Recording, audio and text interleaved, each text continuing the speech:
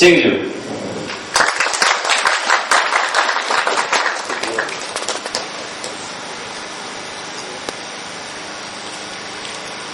त्यस्तै हाम्रा निवर्तमान अध्यक्ष सधैँ डेरी क्षेत्र समर्पित निवर्तमान अध्यक्ष रामकुमार खड्काज्यू।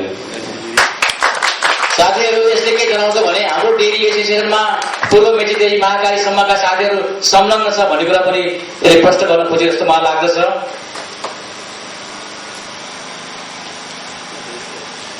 म प्रमुख अध्यक्षलाई हार्दिक धन्यवाद दिँदै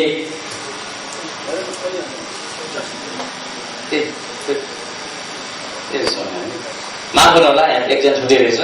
त्यस्तै कृषक विधाबाट पनि हामीले सम्मानित गर्नुपर्छ भन्ने मान्यता साथ Lumbini agro product and research centre प्रणालीका प्रोभाइडर शशि पौडेलज्यू, उहाँले करिब 500 गाई भैँसी पालेर सायद सम्भवतः नेपालकै नमुना फार्म स्थापना गर्नुभएको छ।